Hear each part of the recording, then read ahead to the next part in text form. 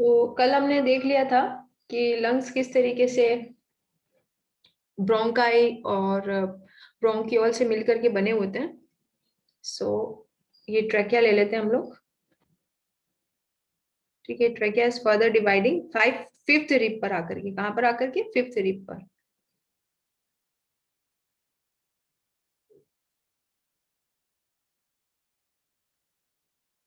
Secondary bronchi, secondary bronchi के बाद tertiary bronchi.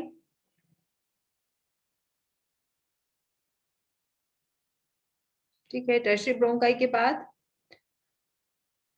Bronchiole and terminal bronchiole, है ना, यही देखा था हमने। ठीक है, और यहाँ पर ये जो टर्मिनल ब्रोंकियोल्स होते हैं ये कहाँ खुलते हैं? एल्वियोलर सैक में, और एल्वियोलर सैक में बहुत सारी क्या होती है, एल्वियोली होती है।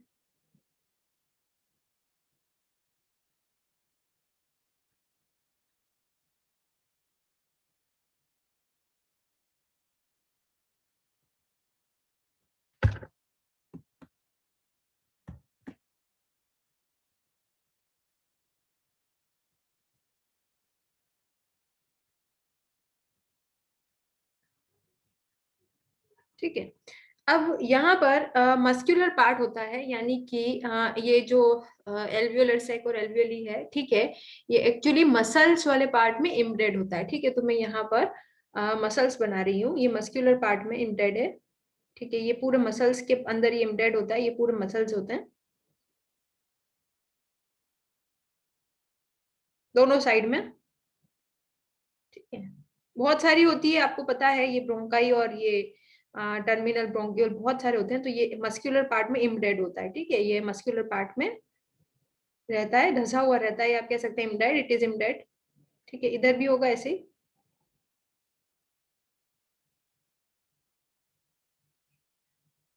ठीक है, ये मस्कुलर पार्ट है।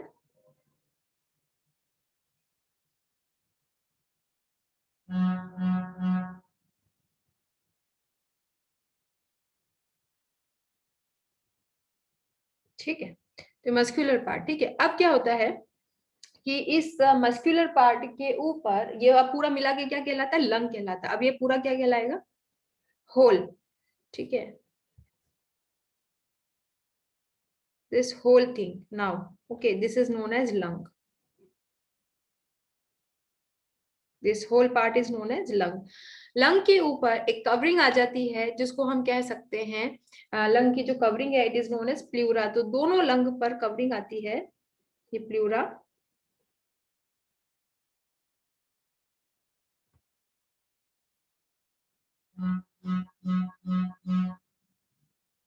ठीक है, और ये जो प्लूरा है ये फिर खुद ही के ऊपर वापस एक फोल्ड हो जाती है। ठीक है, इट फोल्ड्स, एंड फोल्ड होने के बाद ये एक डबल मेम्ब्रेन बना लेती है,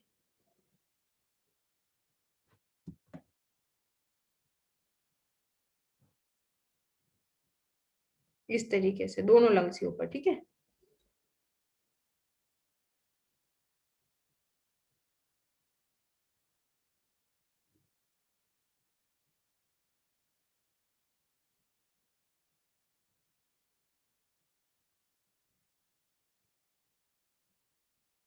ये ठीक है, so this membrane is known as pleura,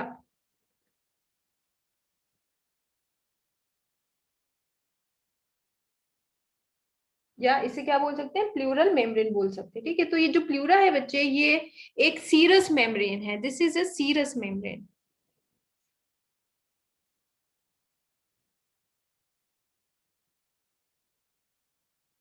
what is serous membrane? Serous membrane वो होती है जो कि इंटरनल ऑर्गन्स को कवर करती है। ठीक है, सिरोसा पड़ा है, सिरोसा अपने डाइजेस्टिव सिस्टम में। ठीक है, तो वो सीरस मेम्ब्रेन या सिरोसा, ठीक है, it covers internal membrane, internal organs.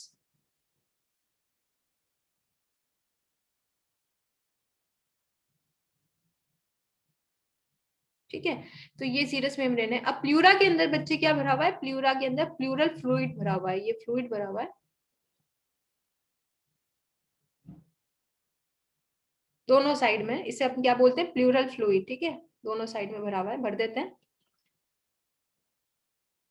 एक चीज और आप ध्यान रखोगे कि आप लोगों को डायग्राम्स जो है, ठीक है, नीट जो एक्सपेरेंट बच्चे हैं, आप लोगों को डायग्राम्स जो है बेटा, वो मैं बना रही हूँ आपको समझाने के लिए बना रही हूँ ये डायग्राम। अगर ये डायग्राम आपकी एनसीईआरटी की बुक में नहीं है तो आपको इस डायग्राम पर बहुत ज्यादा फोकस नहीं करना। हालांकि ये तो एनसीईआरटी का ही डायग्राम है जिसे मैं थोड़ा सा इलेबरेट करके बता रही हूँ, तो आपको एनसीईआरटी के डायग्राम पर ही फोकस करना है। आपको एनसीईआरटी के बाहर के डायग्राम पर फोकस नहीं करना है। जैसे आप नीट पढ़ते हो तो आपके पास 25 तरीके के नए नए डायग्राम आपको पढ़ने को मिलेंगे ना, तो ये ध्यान रखोगे कि नीट के पॉइंट ऑफ व्यू से, ठीक है, और बोर्ड के पॉइंट ऑफ व्यू से, और स्पेशली नीट के पॉइंट ऑफ व्यू से डायग्राम आपको अपनी बुक के ही याद करने हैं, बाहर का डायग्राम याद नहीं करना है, ठीक है।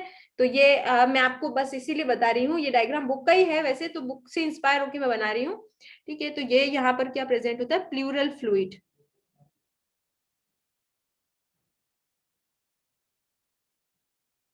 ठीक है, कि प्लूरल फ्लूइड यहाँ पर प्रेजेंट होता है। तो इस तरीके से ये हमारा लंग हो गया है। अब ये जो दो मेम्ब्रेन है, एक तो एक्सटर्नल मेम्ब्रेन है और एक इंटरनल मेम्ब्रेन है। तो ये बाहर वाली मेम्ब्रेन कौन सी है बच्चे, एक्सटर्नल मेम्ब्रेन, एक्सटर्नल प्लूरा, ठीक है, एक्सटर्नल प्लूरा।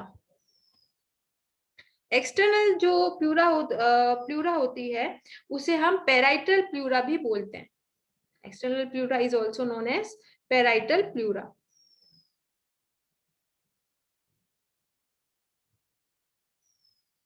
ठीक है। तो ये कहां पर अटैच रहेगी, ये चेस्ट की कैविटी से अटैच रहेगी, जैसे कि, हाँ, ठीक है। ये जो प्लूरा आपको दिख रहा है, ये बाहर वाला जो प्लूरा है, ठीक है, ये वाला बाहर वाला जो प्लूरा है बच्चे, ये चेस्ट की कैविटी सेट है। ये पूरा लंग है, देखो ये पूरा दिख रहा है, ये एक साइड का लंग है, ठीक है, और ये आपका दूसरा साइड का लंग है, और ये आपकी ट्रैकिया है, ठीक है। ये ट्रैकिया दो पार्ट में बाइफरकेट हो रही है, देख लो, ब्रोंकाई में, और ये पीछे क्या है, ये रिब जा रही है आपकी रिब, ठीक है, ये रिब है, थोड़े से ये रिब है, ये थोड़े से क्रिप, तो ये फिफ्थ पर आकर के, फिफ्थ थोड़े से क्रिप पर आकर के ट्रेकिया आपकी बाइफरकेट हो जाती है। हाँ, तो मेरे को आपको क्या बताना था कि चेस्ट कैविटी जो होती है हमारी,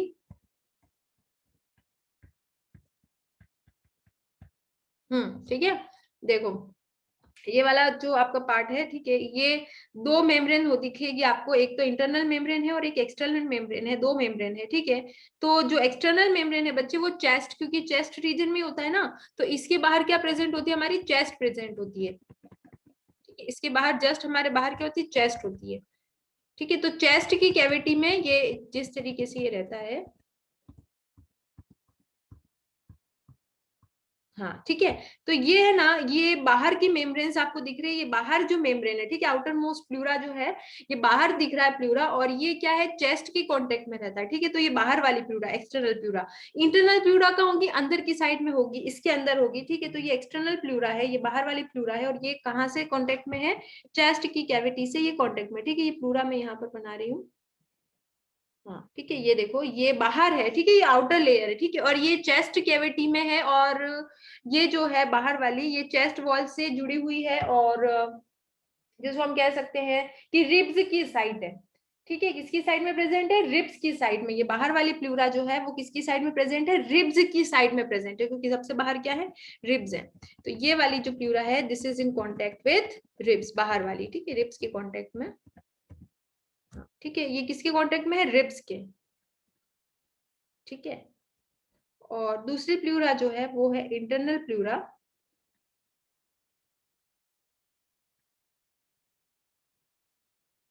ठीक है।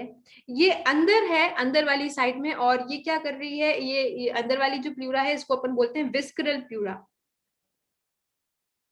ठीक है। विस्करल का क्या मतलब होता है, विस्करल का मतलब, विस्करल ऑर्गन बताए थे आपको, वो ऑर्गन जो बॉडी के अंदर होते हैं ना, कैविटी में होते हैं, तुमने देख रखा है ना, कैविटी है पूरी की पूरी, होल है ना कैविटी, और देख रखा, और बता देती हूँ, तुम्हें पता ही है कि मैंने इसको कैविटी कैसे बोला, देख लो, ये कैविटी तो है यहाँ पर, यहाँ हमारे लंग्स रखे हुए अंदर, पूरा हो खाली होता है, ठीक है, जहाँ पर लंग्स रखे हुए रहते हैं। ये देखो, ये होल, ये पूरा कैविटी तो है जिसके अंदर क्या रखे हुए रहेंगे, लंग्स रखे हुए रहेंगे, ये एक लंग ये वाला और एक लंग ये वाला, तो ये पूरा क्या है, कैविटी तो है खाली खाली, ठीक है। तो बाहर जो है वो रिब्स की तरफ है, जो प्लूरा है, लंग्स की कवरिंग, और जो अंदर वाला जो पार्ट होता है वो अंदर की तरफ विस्करल प्लूरा जिसको कहते हैं, लंग्स को कवर करता है। देख लो अंदर वाले पार्ट ने क्या कर रखा है, लंग्स को कवर कर रखा है, ठीक है, और ब्लड वेसल वगैरह को कवर कर रखा है, नर्व्स भी है, ठीक है, ब्रोंकाई वगैरह को पूरा कवर रखा है अंदर वाले ने, ठीक है, ये ब्रोंकाई वगैरह हो गई है, ठीक है, ये इसको कवर कर रखा है। और आपको पता है कि ब्लड का पाइप भी आता है, यहाँ पर ब्लड भी होता है, नर्व भी होती है, पूरी बॉडी में ब्लड और नर्व्स होती है, ठीक है, तो कोई नर्व्स आ गई यहाँ पर, ठीक है, और इस तरीके से नर्व हो गई, या ब्लड इम्प्योर ब्लड आता है, प्योर ब्लड होकर के निकलता है, इम्प्योर ब्लड आता है, ठीक है, और प्योर ब्लड होकर के निकलता है ये, ठीक है। तो ये सारी की सारी चीजें क्या है, विस्करल प्लूरा ने कवर कर रखी है।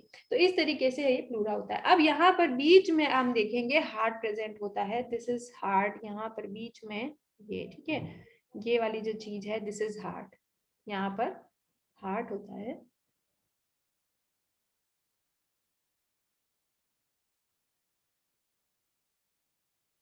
ठीक है। और ये जो खाली जो जगह होती है स्पेस, इसे हम क्या बोलते हैं, ये जो खाली स्पेस होती है इसको हम क्या बोलते हैं, मीडिया स्टेनम,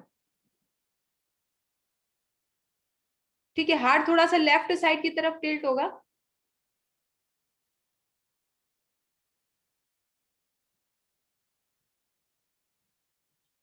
ठीक है, एंड दिस इज हार्ट, ठीक है, ये हार्ट होता है। तो इस तरीके से लंग्स हमारा प्रेजेंट होता है, हार्ट ध्यान रखोगे। और नीचे यहाँ पर बीच में डायफ्रैग्म होता है, ठीक है, डायफ्रैग्म बनाती हूँ,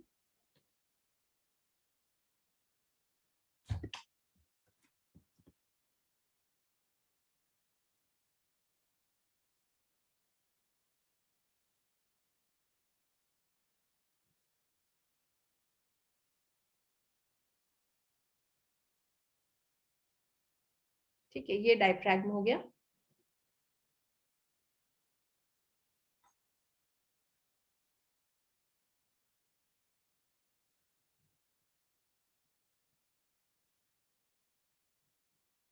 ठीक, तो ये वाला पूरा हमारा हार्ट का स्ट्रक्चर होता है। अब हार्ट के दो साइड होते हैं, एक तो राइट साइड होता है और एक लेफ्ट साइड होता है। तो राइट और लेफ्ट में मैं मेरा राइट और लेफ्ट यूज में ले रही हूँ, ठीक है, चलो। तो राइट साइड जो होता है हार्ट का, सॉरी, यहाँ ये लंग्स का राइट वाले जो पार्ट होते हैं वो ये तीन लोब्स में डिवाइड होता है, ठीक है, राइट साइड, ठीक है, राइट साइड जो है वो तीन लोब्स में लंग्स डिवाइड होता है, तीन लोब्स मतलब तीन पार्ट्स में डिवाइड होता है, तीन पार्ट, ठीक है, three part, one part, two part and three part,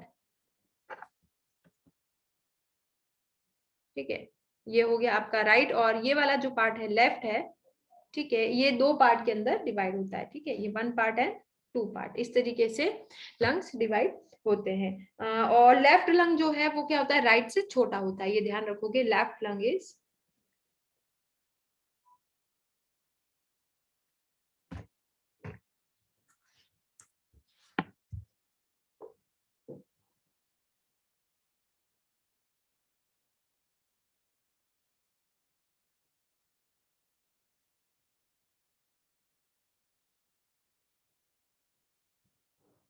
ठीक है।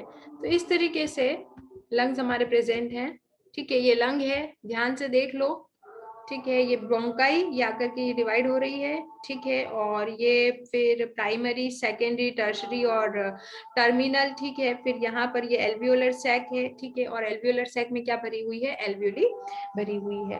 अब यहाँ पर जिस तरीके से ये उसी डायग्राम में बता देती हूँ, देखो,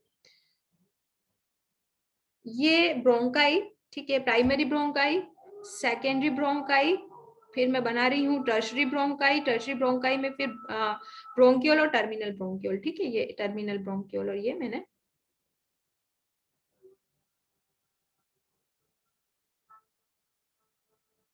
ठीक है, तीन तो आपकी ब्रोंकाई है और फिर टर्मिनल फिर ब्रोंकियोल है, फिर टर्मिनल ब्रोंकियोल है, ठीक है, ये मैंने क्या बनाया है, ये मैंने बनाया है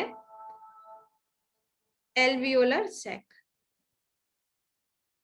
ठीक है, और एल्वियोलर सैक में क्या है बच्चे, एल्वियोली है,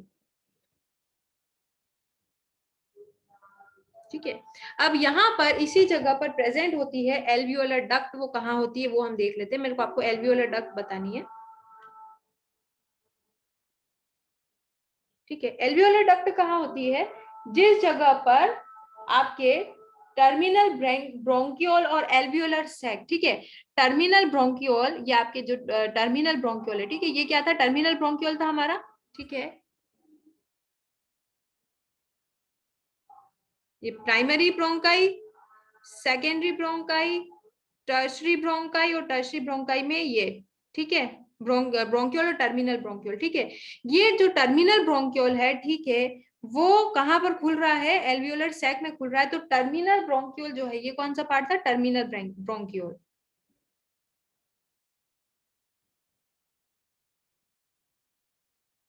ठीक है।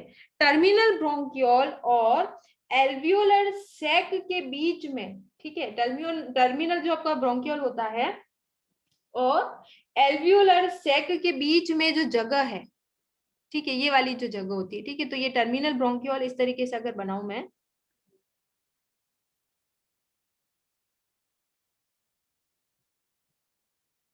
ठीक है, और ये अपनी एल्वियोलर सैक है, ठीक है, ये एल्वियोलर सैक है, ठीक है। तो टर्मिनल ब्रोंकियोल और एल्वियोलर सेक के बीच में ये जो जगह होती है, ठीक है, ये वाली जो जगह होती है, ठीक है, पैसेज की जो जगह होती है, टर्मिनल ब्रोंकियोल और ये क्या हमारा एल्वियोलर सैक है, इसके बीच में ये जो पैसेज होता है ना, पैसेज भी होना चाहिए, ठीक है। तो पैसेज में थोड़ा सा और अच्छे से बनाती हूँ,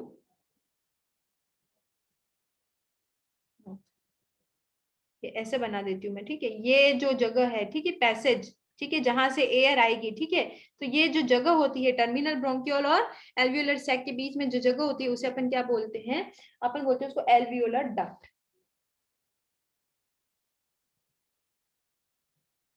ठीक है। ये क्या कहलाता है, एल्वियोलर डक्ट। डक्ट समझते हो, जो कुछ रखने के लिए जगह होती है, ठीक है, तो यहाँ पर डक्ट होती है एल्वियोलर डक्ट, ठीक है। अब क्या होता है बच्चे कि दो एल्वियोलो के बीच में कनेक्शंस भी हो सकते हैं, दो एल्वियोली के बीच में जो है वो क्या हो सकते हैं, कनेक्शन हो सकते हैं। तो ये जो है एल्वियोली, दो एल्वियोली जब आसपास एक दूसरे से क्या बनाती, कनेक्शन बनाती, जैसे ये एक एल्वियोली है और ये एक एल्वियोली है, ठीक है, इनके बीच में कनेक्शन होते हैं। क्या कनेक्शन होते हैं कि भैया एयर एक में आ गई, ठीक है, जैसे कि इसके अंदर एयर आ गई, ठीक है, तो ये एयर है ना, इसमें दूसरे वाली एल्वियोली में पास हो सकती है, तो इनके बीच में क्या होता है, चैनल्स होते हैं या कनेक्शन हो सकते हैं, या इनके बीच में हर एल्वियोली के बीच, हर एल्वियोली के पास क्या होता है बच्चे, पोर्स होते हैं, ठीक है, खाली पोर्स होते हैं, खाली चैनल्स होते हैं, जिससे कि एयर क्या हो सकती है, एक एल्वियोली से दूसरी एल्वियोली में जा सकती है। तो ये जो पोर्स होते हैं ना, चैनल्स जो होते हैं, ठीक है, इन चैनल्स को क्या बोलते हैं हम लोग, पोर्स ऑफ कोहन,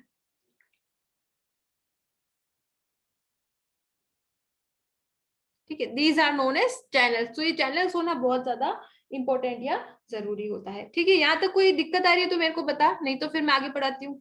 कोई दिक्कत आ रही है तो बता यहाँ पे, यहाँ तक, ठीक है। अच्छा, ये यहाँ पर एक चीज मैं स्किप कर गई थी बताना, ठीक है, ये जो दो आपकी मेम्ब्रेन है, ठीक है, एक्सटर्नल प्यूरा और इंटरनल प्यूरा, ठीक है, एक्सटर्नल प्यूरा, प्लूरा और इंटरनल प्लूरा, ठीक है, इसके बीच में एक लिक्विड भरा है बेटा, ये देखो यहाँ लिक्विड भरा है, ठीक है, इसे हम क्या बोलते हैं, प्लूरल फ्लूइड। ये स्किप हो गया था मेरे से, प्लूरल फ्लूइड, ठीक है। डायग्राम में देखते हैं कहाँ मिलता है मुझे,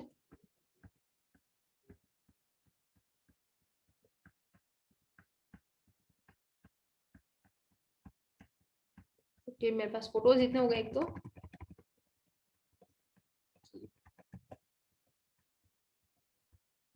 ठीक है। ये बीच में देखो, ये एक्सटर्नल प्यूरा दिख रहा है तुमको, ये बाहर वाली एक्सटर्नल प्यूरा है, ठीक है, और अंदर वाली इंटरनल प्यूरा है। इसके बीच में क्या है, प्लूरल फ्लूइड भरा हुआ है, ठीक है। तो ये जो प्लूरल फ्लूइड होता है, ठीक है, कैविटी है, ये कैविटी मतलब जगह होती है, इसके अंदर क्या भरा होता है, प्लूरल फ्लूइड भरा होता है, ठीक है। ये प्लूरल फ्लूइड क्या करता है, हेल्प करता है, आपके लंग्स को बचाता है, ठीक है, धक्का खा गए, कभी गिर गए, एक तो रिब्स है पहले, तो सबसे पहली बात तो ऊपर रिब्स है, ठीक है।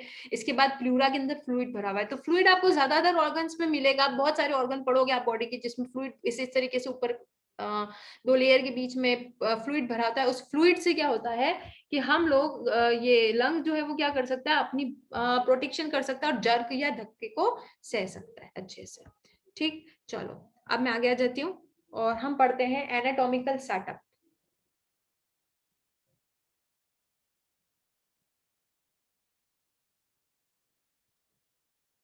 सेटअप का मतलब तो तुम समझते हो, ठीक है। एनाटॉमी का क्या मतलब होता है, जब अपन बॉडी की इंटरनल स्ट्रक्चर की बात करेंगे, जब बॉडी के अंदर वो चीज जो तुम देख नहीं सकते बॉडी के अंदर, ठीक है, अंदर क्या नहीं देख सकते, बाहर से कान देख सकते हो अंदर से नहीं देख सकते, बाहर से आईज देख सकते हो अंदर से नहीं देख सकते, ठीक है, बाहर जो जो देख सकते हो, ठीक है, वो उसके अलावा, ठीक है, जो बाहर दिखता है वो नहीं, जो बॉडी के अंदर है, जो तुम बाहर ऊपर से नहीं देख सकते, ठीक है, मुंह भी अगर ओपन करोगे किसी का तो क्या देख सकते हो, टंग देख सकते हो मैक्सिमम, ठीक है, ज्यादा घुस के देख लोगे तो क्या देख लोगे, एपिग्लोटिस देख लोगे बहुत ही घुस के, ठीक है, इसके बाद तो नहीं देख सकते। तो जो नहीं देख सकते अंदर का पार्ट होता है बॉडी का, उसकी स्टडी को क्या बोलते हैं अपन, एनाटॉमी बोलते हैं। उसका नाम है Kohn, Kohn, KOHN।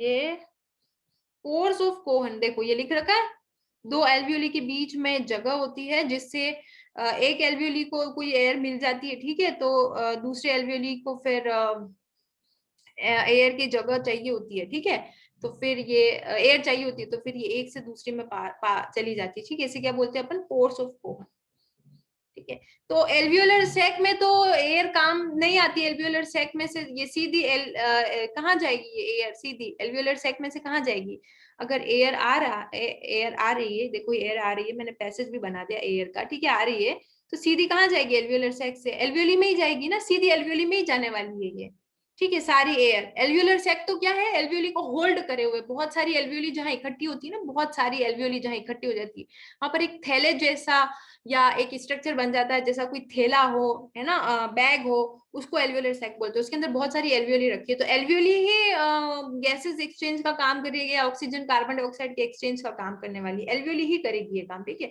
Alveolar sac तो जगह का नाम है, या आप उस बैग को बोल सकते हो जहां पर बहुत सारी एल्वियोली रखी होती है, जैसे थैला है वैसे दिखता है।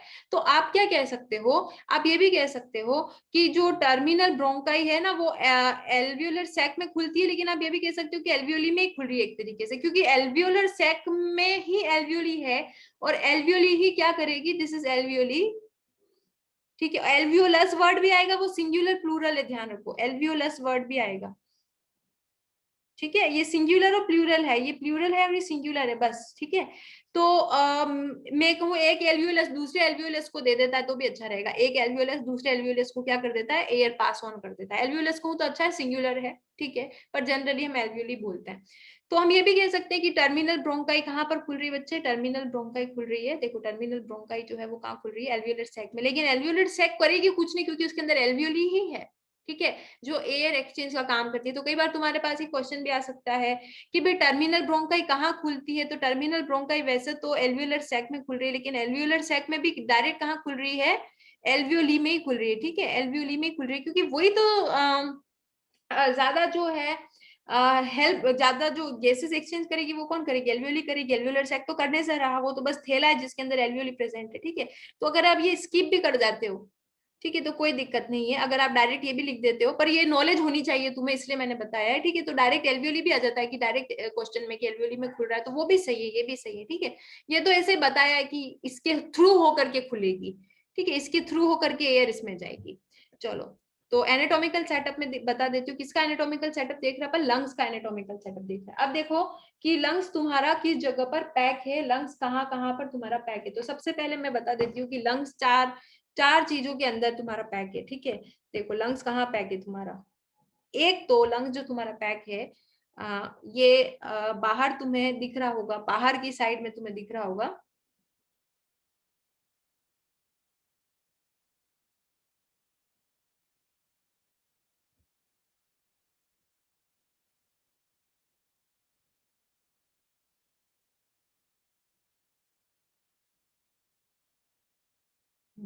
देखो बच्चे क्या दिख रहा है तुम्हें, बाहर रिब्स दिख रहा है, ठीक है, इसके अंदर लंग्स है ना, तो ये रिब्स है बाहर, ठीक है, बाहर क्या है, रिब्स है, तो एक तो तुम्हारी रिब्स हो गई, कहाँ पर होगी, दोनों साइड में, ठीक है, एक तो क्या हो गई तुम्हारी रिब्स हो गई, दोनों दोनों साइड में क्या प्रेजेंट हो गई, रिब्स हो गई, ठीक है। और यहाँ पर जो तुम्हारा, ठीक है, इसके अंदर है ना लंग, ये अंदर बैठा हुआ है, ठीक है, ये तो मैंने रिब्स बना रखे, रिब्स के अंदर है, ठीक है, तो दोनों साइड में क्या होगी, रिब्स हो गई, ठीक है। आगे ये जो दिख रहा है तुम्हें, ये वाला पार्ट जो दिख रहा है आगे, ठीक है, इसको अपन बोलते हैं स्टर्नम, क्या बोलते हैं इसको, स्टर्नम, ठीक है। और ये जो पीछे दिख रहा है पीछे की साइड में, ठीक है, इसे क्या बोलते हैं, ये क्या है, तुम्हारी बैकबोन है,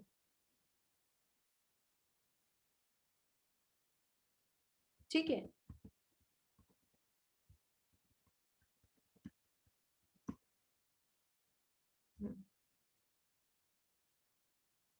देखो लंग्स कहाँ सिचुएटेड है तुम्हारा, ये अंदर बना हुआ है ना, लंग्स अंदर है ना, लंग्स अंदर है, ठीक है। तो दोनों साइड में, लेटरल साइड, लेटरल साइड समझ रहे हो, इस साइड में भी रिब्स है, इस साइड में भी रिब्स है, ठीक है। तो ये यहाँ पर लेटरल साइड में क्या आ गया बच्चे, तुम्हारे रिब्स आ गई, ठीक है। आगे ये जो दिख रहा है, ये आगे ये स्टर्नम है, और ये यहीं तक होती है, ठीक है, ये स्टर्नम है, ये इतनी होती है, ये आगे तुम्हारी आगे चेस्ट की बोन है ये, ठीक है। ये क्या कहलाती है, स्टर्नम, ठीक है। और पीछे जो दिख रही है ये बैकबोन है, पूरी पीछे की बोन की पीछे पूरे में होती है, ठीक है, ये होती है आपकी बैकबोन, ठीक है। और अभी पढ़ा है यहाँ पर डायफ्रैग्म भी होता है, ठीक है, अंदर की साइड में एक डायफ्रैग्म होता है,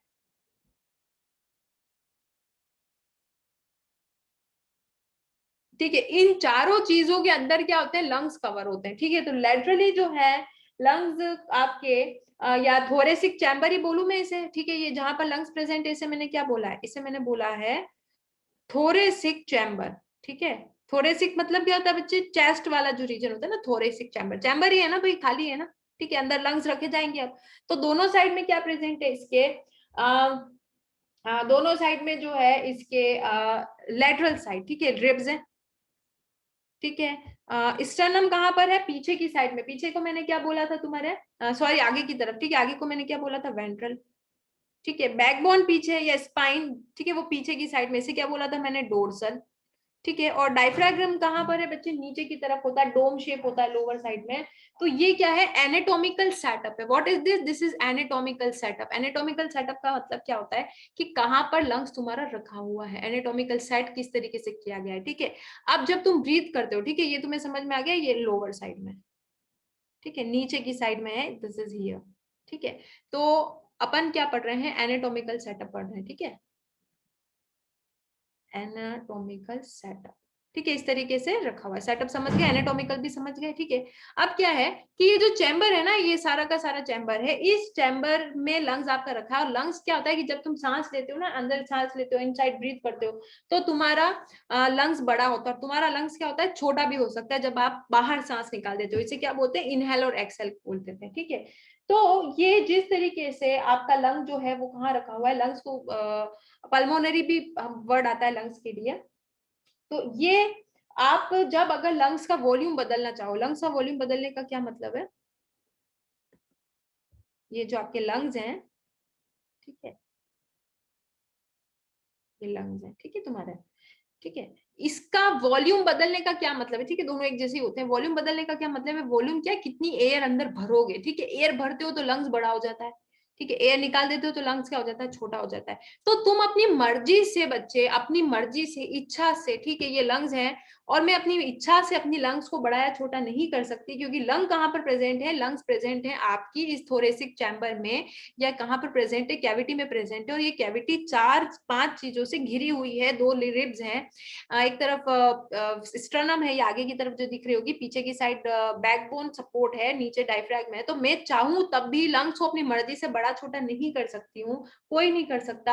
आपको क्या करना पड़ेगा कि ये जो चारों चीजें हैं, रिब्स और आगे की तरफ जो स्टर्नम आपको दिख रही है, ठीक है, आगे अगर हाथ लगाओगे तो यहाँ स्टर्नम आपको फील होती है, ठीक है, आपकी चेस्ट की जो बोन होती है, बैकबोन, ये सब क्या है कि ये अगर अपना जगह को बड़ा करें, अगर मैं इन सबको ऐसा करूं कि ये चेस्ट कैविटी बढ़ सके, ठीक है, अगर चेस्ट कैविटी में आपके लंग्स प्रेजेंट है, तो अगर मैं इनको ऐसा मूवमेंट दूं इन सब चीजों को, या इन सब चीजों को पुशअप करूं, ठीक है, आगे पीछे या ऊपर कैसे भी, ताकि आपकी कैविटी क्या हो सके, अगर कैविटी में आपकी बढ़ा सकूं, इंक्रीज कर सकूं, ठीक है।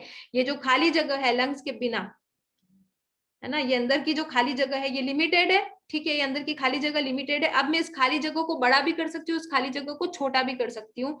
अगर मैंने इस खाली जगह को बड़ा कर दिया, ठीक है, कैसे बड़ा करूंगी, इन सब चीजों को आगे पीछे मूव करके, ठीक है, सबकी हेल्प लगती है। तो अगर मैंने थोरेसिक चैम्बर इंक्रीज करा तो डेफिनेट बात है लंग्स भी इंक्रीज हो जाएंगे, ठीक है। और अगर मैंने थोरेसिक चैम्बर क्या कर लिया है, डिक्रीज कर लिया है, ठीक है, तो आपके लंग्स भी क्या हो जाएंगे, साइज भी क्या हो जाएगी, डिक्रीज हो जाएगी। तो आपको क्या करना है, आप अपनी मर्जी से लंग्स को सांस लेके बड़ा या छोटा नहीं कर सकते, वही अभी सीखेंगे, वही तुम्हें बताऊंगी। ये डायफ्रैगम, ठीक है, यहाँ पर ये डायफ्रैगम, वही चीज अभी तुम्हें यहाँ नहीं होता एक्चुअली में, ठीक है, यहाँ होता है, या इट इज हियर, ठीक है, यहाँ पर होता है, ठीक है। तो वही मैं चीज अभी आपको बताऊंगी कि किस तरीके से आप इन चारों चीजों को बड़ा करते हो, मतलब शिफ्ट करते हो। तो आपकी जो पूरी कैविटी दिख रही, खाली होल दिख रहा है बीच में ना, ऐसा लग रहा है जाली जैसा, खाली खाली होल है बीच, बिल्कुल खाली स्पेस है बीच में, ठीक है। इन चारों चीजों को सेटअप करके ही आप कैविटी बढ़ा सकते हो, तो आपकी लंग्स की साइज बढ़ेगी। और आप ये सोचते हो कि मैं सांस लेता हूं अंदर तो मेरे लंग्स बड़े हो जाते हैं, नहीं। आप अंदर ब्रीथ करते हो तो आपकी लंग्स बड़े नहीं होते हैं, ठीक है। जब आप ब्रीथ करते हो तो सिर्फ आपके लंग्स के ऊपर इफेक्ट नहीं आता है, इन सारी चीजों के ऊपर इफेक्ट आता है, इन सारी चीजों से इफेक्ट आता है। ब्रीथिंग, इनहेल, अंदर लेना, बाहर लेना, तो इन सारी चीजों पर जब इफेक्ट आता है। चलिए, क्लास तो नहीं है बेटा, नेक्स्ट क्लास तो नहीं है, कितनी बजे है जल्दी बता मेरे को, ताकि मैं थोड़ा एक्सटेंड कर सकूं, ये पूरा करा देती हूँ मैं आज। कितनी बजे नेक्स्ट क्लास?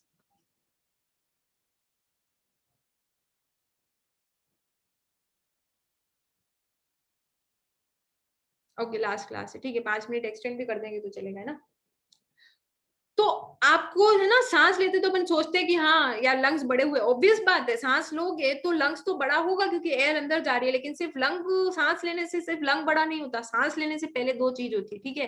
तुम पहले अपनी थोरेसिक चैम्बर जो है ना, ये पूरा जो चैम्बर है ना, इसको तुम बड़ा करते हो, इस चीज को इंक्रीज करते हो तुम, इसकी साइज इंक्रीज करते हो, जिसमें रेब, स्टर्नम, आगे की ये जो बोन दिख रही है, ठीक है, ये आगे वाला पार्ट है, ये स्टर्नम है, ठीक है।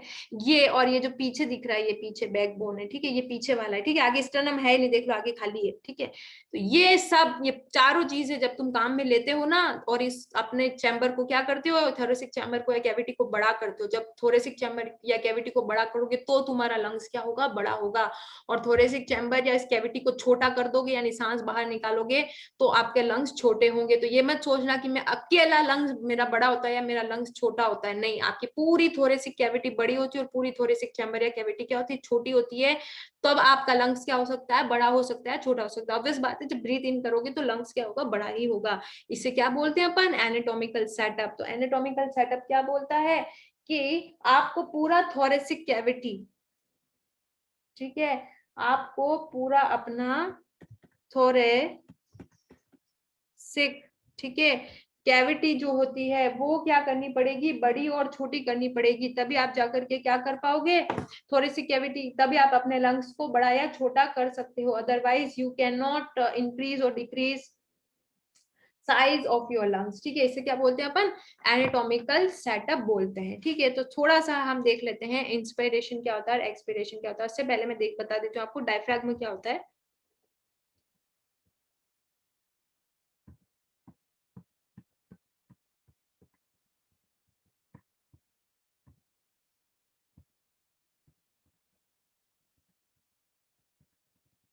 ये डायफ्रैगम में बच्चे, ये देखो, ठीक है, ये डायफ्रैगम आपका, ठीक है।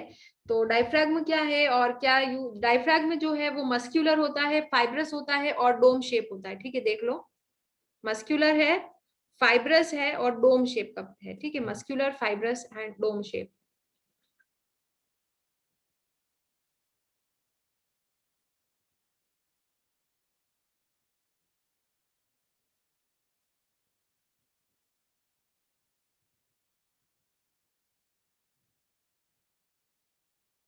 ठीक, और ये जो है बहुत ज्यादा हेल्प करता है रेस्पिरेशन में, ठीक है। और ये अभी पढ़ाऊंगी, ठीक है, इसे फ्रेनिक मसल भी बोलते हैं, फ्रेनिक,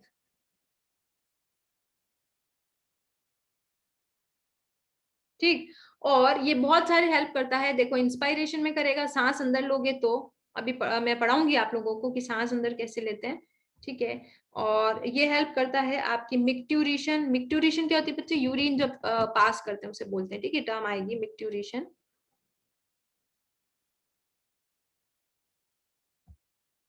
और फिर डिफिकेशन क्या होता है, डिफिकेशन, डिफिकेशन होता है, ठीक है, अपनी फेसेस या वेस्ट प्रोडक्ट जो होता है डाइजेशन में जो बचता है उसे रिमूव करना। और पार्चुरेशन, पार्चुरेशन क्या होता है बच्चे? बेबी बर्थ होता है, उसे पार्चुरेशन बोलते हैं। What is parturition? जब डिलीवरी होती है ना, बेबी बर्थ होता है, ठीक है, वो भी हम पढ़ेंगे अगले साल, इस साल नहीं, ठीक है। ये सारे काम कौन करता है? डायफ्रैग्म सारे के सारे काम करता है। तो कल मैं आपको पढ़ाऊंगी मैकेनिज्म ऑफ ब्रीथिंग, मतलब किस तरीके से ब्रीथिंग होती है। और ब्रीथिंग में ध्यान रखोगे कि ये चारों जो अभी तुम्हें पढ़ाए हैं मैंने, ये सब काम में आएंगे, ठीक है। ब्रीथिंग में ये चारों आज अभी, हाँ, ये चारों काम में आएंगे। रिब्स काम में आएगी, स्टर्नम काम में आएगी, बैकबोन काम में आएगी, ठीक है, और डायफ्रैग्म काम में आएगा, ठीक है। इसके बिना ब्रीथिंग नहीं होती। हाँ ठीक है, ये देखो, ये रिब्स तो दिख रही होगी, ये साइड साइड में बनी हुई है, ठीक है, ठीक है, ये अस्टी पंजर, ठीक है, ये रिब्स है। और ये स्टर्नम है, देखो ये आगे जो है ना, ये स्टर्नम दिख रही है तुम्हें, ठीक है, आगे स्टर्नम है, ठीक है। पीछे बैकबोन है, ये ठेठ तक चलती है। बैकबोन सिर्फ इतनी नहीं होती है, ये आपके हिप्स तक बैकबोन चली हुई रहती है, ठीक है, ये बैकबोन पूरी ये चली हुई है, ठीक है। और डायफ्रैग्म यहाँ होता है, ठीक है। और रिब्स है, तो अंदर क्या है? खाली तो है, पूरा खोखला है ना, वहां तुम्हारा लंग्स रखा हुआ है, तो ये जो खाली खाली दिख रहा है, that is known as thoracic cavity, ठीक है। ये क्या चीज है? Thoracic cavity. और इसके अंदर तुम्हारा लंग्स रखा हुआ रहेगा। और लंग्स की साइज किस बात पर डिपेंड करेगी कि थोरेसिक कैविटी तुम बड़ी करते हो या छोटी करते हो, ठीक है। तो थोरेसिक कैविटी बड़ी कैसे करोगे? ये चारों चीजें वही अभी अपनों ने देखी, ये चारों चीजें हिलाओगे डिलाओगे, तो करते हैं अपन, है ना, हमेशा ही करते हैं। सांस लो, देखो सब चीजें हिल रही हैं, ठीक है। सांस छोड़ रहे हो तब भी हर चीज हिल रही है। तो ये अपन कल पढ़ेंगे कि थोड़े सी कैविटी की साइज कैसे अपन बड़ी कर सकते हैं या छोटी कर सकते हैं, जिससे तुम्हारे लंग्स बड़े होंगे या छोटे होंगे। इसी को क्या बोलते हैं? एनाटॉमिकल सेटअप, ठीक है। ऐसा ही सेट अपनो, ऐसा ही सेट है। मर्जी से लंग्स बड़े करोगे तो थोड़े सी कैविटी बड़ी नहीं होगी, थोड़ी सी कैविटी पहले बड़ी छोटी होगी, फिर लंग्स बड़े या छोटे होंगे, ठीक है। तो ये थोड़े सी कैविटी, और ये अपन करेंगे कल, ठीक है, कल अपन इसको सीख लेंगे। So finishing my class for today. कोई डाउट आ रहा है? कोई डाउट? एनाटॉमिकल सेटअप है ना बेटा, बहुत इंपॉर्टेंट, बहुत इंपॉर्टेंट। बता मेरे को, कोई डाउट आ रहा है? मेरे को पता है तुम्हें लिखने में थोड़ा जोर आता है, पर मैं क्या करूं, क्योंकि मेरे को तुमसे पूछना भी जरूरी है। हाँ, कुछ पूछना है?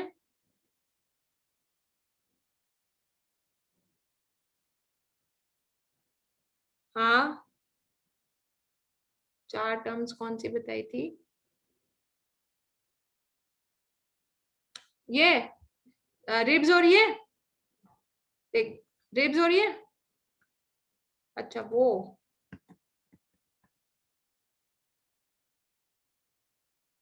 वो तो मैंने भी कहाँ लिख दिया था। डायफ्रैग्म में कहाँ कहाँ काम में आता है ना, वो बताया था मैंने।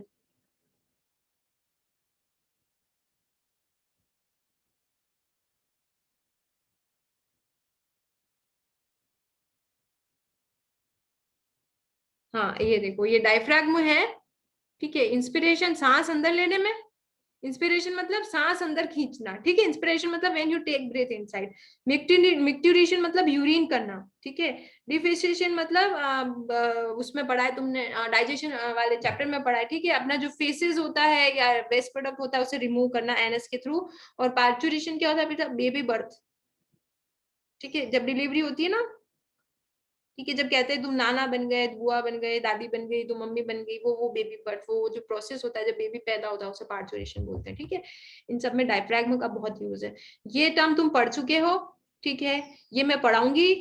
मिक्ट्यूरेशन भी इस साल पढ़ाऊंगी, पार्चुरेशन तुमको 12th क्लास में पढ़ाएंगे, ठीक है। इस सब में डायफ्रैग्म का बहुत यूज होता है। डायफ्रैग्म क्या कहलाता है? फ्रेनिक मसल भी कहलाता है, ठीक। और कोई डाउट? और कोई डाउट? क्योंकि ऑनलाइन हम पढ़ रहे हैं तो ये इस तरीके की चीजें हो जाती है ना, मतलब हो जाता है मिस ऑनलाइन पढ़ने से। नो, ओके, इसे अच्छे से पढ़ ले। तेरे को बायो हार्ड नहीं लगेगी, बायो बहुत इजी है, ठीक है, सबसे इजी बायो ही है। और मजा आता है पढ़ने में, अगर हम देख देख के पढ़े ना, सब हमारे अंदर क्या क्या बैठा हुआ है। टेस्ट में यही दूंगी मैं आपको, डाइजेशन वाला चैप्टर दूंगी। डाइजेशन वाला तो तुमने तो एक मिनट, हाँ,